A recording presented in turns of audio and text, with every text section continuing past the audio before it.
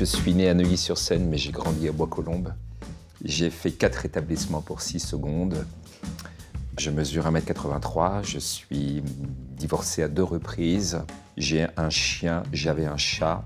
J'ai de nouveau un chat, parce que ma nouvelle compagne a un chat. J'aime rire sur la couette avec ma compagne. Je dors assez bien. Il m'arrive de prendre un peu de CBD pour dormir, parce que maintenant c'est légal. 3 gouttes sous la langue et je dors comme un bébé. J'aime aussi la qualité des draps. Voilà, je peux mettre un peu d'argent dans un drap de couette. Voilà, je pense que je me suis parfaitement résumé.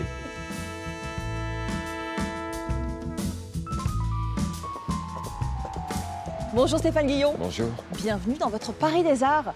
Vous êtes actuellement sur les planches du théâtre Tristan Bernard dans un nouveau seul en scène. On va évidemment en parler dans cette émission. Mais avant, je vous propose d'aller découvrir cette magnifique exposition ici à la Fondation Vuitton. C'était parfait. Non mais vraiment. C'était bien. Hyper naturel, bien, bien. Souriant, ce qu'il faut, précis voilà. aussi. Donc là, il y a une petite sortie de show. Ah, il faut qu'on la fasse. Voilà, c'est ça. On va la faire. Picasso, Monet, Cézanne, Van Gogh, Renoir, les grands maîtres de la peinture impressionniste et moderniste se sont donné rendez-vous à la Fondation Vuitton. Et comme ils se sentent bien dans cet écrin signé Franck Gehry, ils ont décidé de jouer les prolongations. Leurs toiles viennent toutes de Russie, exposition immanquable de la collection Morozov que nous allons découvrir ensemble. Bonjour. Bonjour, bienvenue.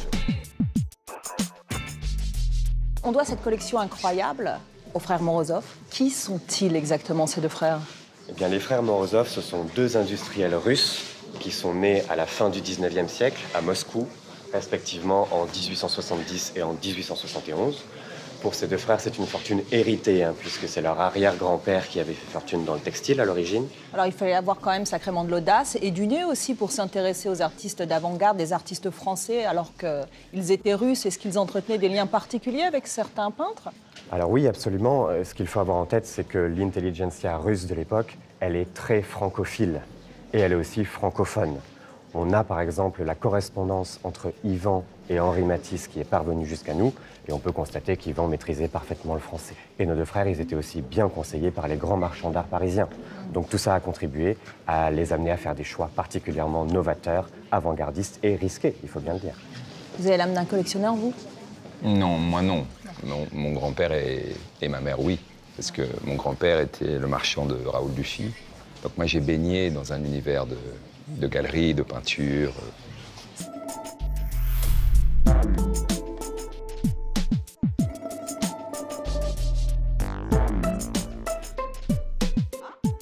On reprend le RER, allez. Voilà.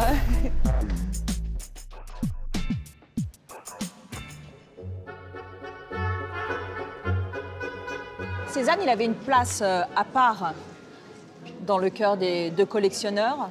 Au total, 18 tableaux. Racontez-nous un petit peu la relation entre Cézanne et les 2 frères. Pendant des années, Ivan va venir à Paris, il va voir des Cézannes chez les marchands d'art et il ne va pas en acheter.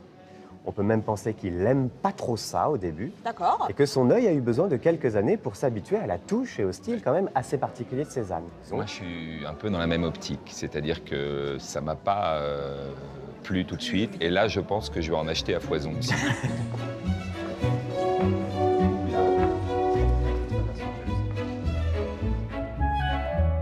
Nous rentrons dans la salle du Van Gogh. Ce tableau, il a été fait alors qu'il était interné à Saint-Rémy-de-Provence. Ce qui est incroyable, c'est que ce tableau était jusqu'à présent méconnu. C'est vrai, absolument. Alors, il y a peut-être plusieurs facteurs explicatifs. Ce qui est certain, c'est qu'on n'a pas l'habitude de voir ce genre de scène chez Van Gogh. Si on est habitué à voir ses toiles, on reconnaît son style, on reconnaît certaines de ses couleurs. Par contre, le sujet est très inhabituel chez lui. Bon, qu'est-ce que vous en pensez de ce tableau? Non, mais c'est magnifique. C'est magnifique parce qu'il y a une lumière incroyable qui se dégage. Ouais. C'est fou. On a l'impression qu'il est éclairé par le haut.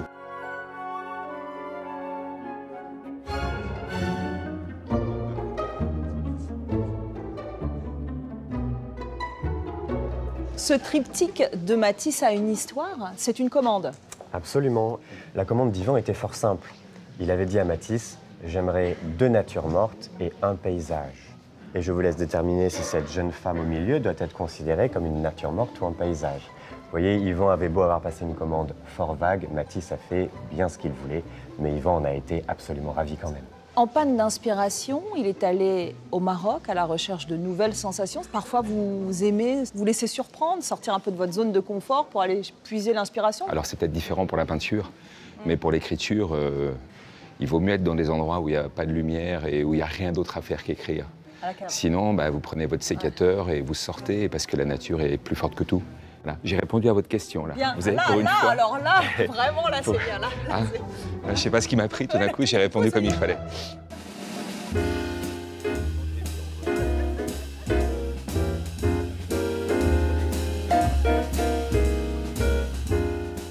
Le moins que l'on puisse dire, Stéphane, c'est que vous avez retrouvé votre verve, votre sens sarcastique. Ce nouveau spectacle, Basson plein, complet tous les soirs. On a le sentiment que plus le monde vous désole et plus vous êtes inspiré. Je me trompe? Malheureusement, non. Je pense que vous avez raison. Bon, alors, comment vous l'avez construit, ce spectacle? Un peu comme nous, vous avez été à l'arrêt pendant ce confinement. En tout cas, pendant les confinements, pendant la crise sanitaire, ça vous a permis d'aiguiser votre regard. Qu'est-ce qui vous a le plus sidéré ces derniers mois? Moi, je l'ai écrit en 2 fois, le spectacle. Je l'ai écrit il y a 1 an et demi, ou en plein confinement, parce que j'avais malheureusement jeté le précédent à la poubelle. D'accord. Et j'ai fait une longue pause, et cet été, en mai dernier, je me suis dit, comme les dates étaient prises là, qu'il fallait absolument que je me sorte le cul des ronces. D'accord. Comme disait Patrick Sébastien. J'aime beaucoup citer Patrick Sébastien quand je peux, donc c'est fait. Dans ce seul en scène, vous dites que vous vous êtes essayé à plein de choses, à la gentillesse notamment. Vous êtes donc entraîné à dire des choses plutôt sympathiques sur vos anciennes victimes, à répéter à haute voix des phrases un peu comme des mantras. Concrètement, ça donne quoi? Je dis que pendant le confinement, j'ai pas pu faire mon métier et que donc j'ai été voir ma psy et je lui ai dit que c'est compliqué parce que pendant 25 ans, j'ai balancé les saloperies sur tout le monde et que du jour au lendemain, ça s'arrête et que je me sentais désœuvré. Et elle m'a conseillé de changer d'orientation, de devenir gentil, de faire des exercices de gentillesse. Et donc, c'était des phrases toutes simples qu'elle me faisait répéter. Bruno Le Maire a du charisme, Franck Riester manque à la culture, Cyril Hanouna me rend intelligent, Emmanuel Macron est proche du peuple, Dupont-Aignan est un humaniste, Morandini est un grand journaliste. Mon voisin m'a surpris sur mon balcon, j'étais là, j'aime Zemmour, il m'a dit « Vous inquiétez pas, monsieur Guillon, c'est la Covid. » On perd le goût. Les thèmes que vous abordez sont variés. Le couple, la crise sanitaire évidemment, le débat anti-vax, la campagne électorale évidemment, l'écologie et j'en passe. L'Afghanistan. L'Afghanistan. Vous dites, et je l'ai entendu à plusieurs reprises, que tout est 100% vrai, vérifié. Donc vous faites un travail journalistique quand vous construisez vos seuls en scène? Oui, parce que je pense que n'est drôle que ce qui est exact, faut à partir d'une info exacte pour provoquer le rire. Si j'invente ou si je suis dans l'à peu près par rapport à l'info, ça n'a pas de sens. Donc tout est vérifié, plusieurs fois vérifié. Alors qu'est-ce qui vous a le plus heurté, choqué, inspiré ces derniers mois?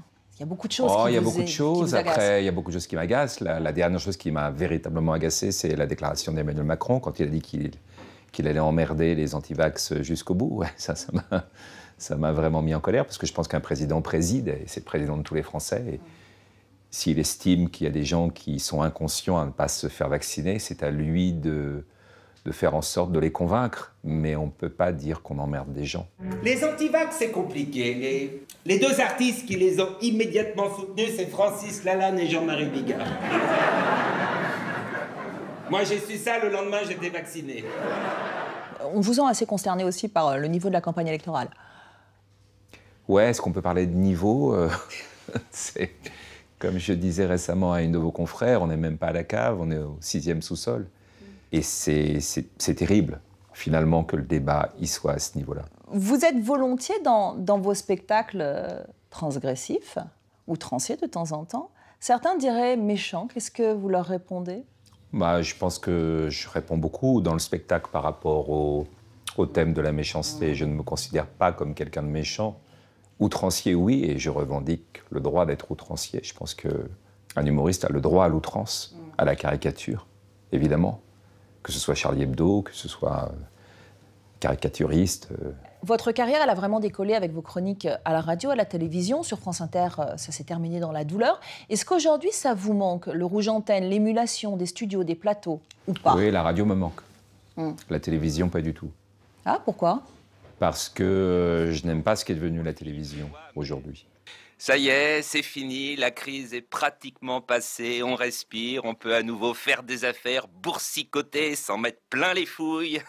Enfin, les riches, hein, les pauvres, tant pis pour eux, quand on n'a rien à miser, on n'a rien. Sur les planches, vous n'êtes pas toujours Stéphane Guillon. On vous a vu enfiler le costume d'un abbé dans la pièce historique Le Système, mise en scène par Didier Long. On vous a vu aussi sur scène dans l'adaptation du texte Inconnu à cette adresse. Ce sont des rôles graves. Qu'est-ce qui guide concrètement vos choix quand vous ne tenez pas le stylo? Ne pas avoir la responsabilité du texte.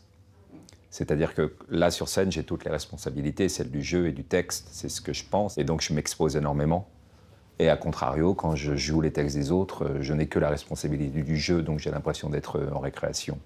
Alors justement, à la télévision, vous êtes illustré dans la série Le Bazar de la Charité.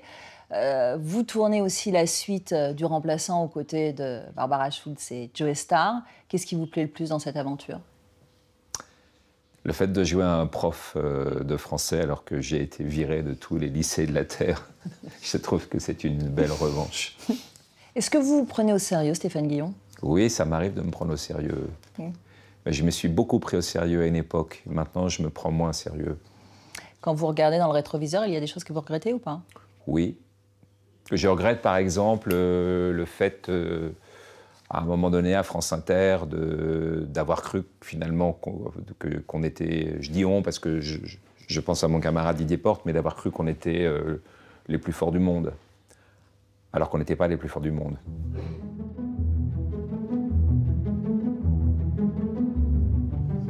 Dans son Paris des Arts, Stéphane Guillon nous emmène à la rencontre du comédien Jean Benguigui, qui tout au long de sa carrière nous a fait rire et pleurer de drame en comédie, dirigé par les plus grands réalisateurs, Claude Lelouch, Claude Zidi ou Claude Chabrol pour ne citer qu'eux. Cet artiste caméléon est aussi un amoureux des planches qu'il a déjà foulé aux côtés de Stéphane. Bonjour Jean, merci d'être là. Je suis ravi d'être là. Ouais. On est au théâtre Tristan Bernard, théâtre que vous connaissez bien l'un et l'autre. Alors, Stéphane sera sur scène dans un peu moins d'une heure et demie. Vous n'avez jamais le trac, vous, avant de monter sur scène? Parce que là, vous avez l'air très détendu. Pas de petit rituel, rien? Si, j'ai un petit rituel, c'est que je fais venir Jean Benguigui tous les jours, qui est là pour Mais comme j'ai beaucoup de mal, ça me fait gagner un peu d'argent. Voilà. Il me donne 20 €. Ah, 20 €? Oui. Ah, c'est pas cher payé. Non. Non, mais 20 € plus 20 € plus 20 €. À la fin du mois, ça fait un petit... Un petit pécule. Oui, ça fait un peu d'argent. Jean, vous connaissez aussi cette scène? Vous avez joué... J'ai joué Rêve de comptoir ici. Rêve de comptoir de Jean-Michel Ribes. Oui. Quel souvenir vous en gardez? Lointain. Lointain, oui, c'était en 1995 en même temps. Oui, c'est ça, oui. Donc c'est normal. Mais je crois qu'on s'amusait bien, oui. Alors tous les deux, vous avez été face à face ou plutôt dos à dos dans l'adaptation... Non, côte à côte. Côte à côte. Dans l'adaptation d'Inconnu à cette adresse, moi c'est un petit livre que j'offre un peu comme un trésor. Est-ce que vous avez eu le sentiment l'un et l'autre de jouer un texte rare? Est-ce que vous avez... comment vous avez appréhendé cette pièce l'un et l'autre? Donc tout ce qui est question sérieuse, c'est pour toi. Parce que moi, je suis incapable de... Non, mais qu'est-ce que je voulais dire? Non, c'est vrai que c'était un moment que j'ai adoré, parce que d'abord, le texte est magnifique, avec des résonances. D'ailleurs, c'est un truc qu'on devrait reprendre en ce moment, je trouve. On l'a joué chez Ménard. On l'a joué chez Ménard. Il était ravi. Il était debout. C'était bien. Et puis il avait son costume, tu sais, le truc autrichien. Oui, il est bien. Comme ça. Ça lui va très bien. Très bien. Ça lui va très bien. Non, donc là, j'ai rencontré Stéphane, qui est donc parmi les meilleurs souvenirs de cette production. Le principe de l'émission, c'est donc de nous présenter un artiste que vous aimez. Pourquoi est-ce que vous avez choisi Jean? C'est pour ça que j'étais disponible ce jour-là, à cette heure-là. Non, mais peut-être qu'il vous a donné 40 balles ce soir-là. Tu viens 2 heures plutôt. Voilà. Non, parce qu'on s'aime bien. Ouais, on s'aime bien, on s'entend bien. Et on pense à peu près pareil sur les choses. Oui, on a beaucoup de points communs. Moi, je suis plus à gauche que lui, mais bon, ça, c'est autre chose. Lui est plus à gauche que moi. Oui. D'autres points communs? Non, on aime bien déconner, on aime bien rire, on aime bien la dérision, on aime bien s'appeler pour dire du mal des autres. Oui, non, mais on se fait des analyses de l'actualité. De la société, voilà. Et ça nous plaît beaucoup, parce que lui comme moi, nous sommes on lit tout tout ce qui sort, on ingurgite, et puis ça nous donne des idées, quoi. En ce moment, Jean, vous êtes en tournée Oui. dans la pièce... Une pièce de Patrice Lecomte qui s'appelle The Canapé. The Canapé. Ouais. En quelques mots, quelle est l'histoire? C'est quoi l'intrigue? C'est l'histoire d'un metteur en scène qui cherche un canapé et qui va dans un magasin de canapés. Voilà. Alors, c'est Jean-Luc Moreau qui joue le metteur en scène. Le vendeur, c'est Laurent Gamelon qui comprend rien à ce qui se passe. Et moi, je joue l'auteur qui est en même temps industriel du béton et qui écrit des pièces. Il les fait jouer parce qu'il a acheté un théâtre, voilà. Cléopâtre, comme c'est original. Oui. On a vu des pièces très quelconques faire de beaux succès. Dans ce cas-là, vous avez toutes vos chances.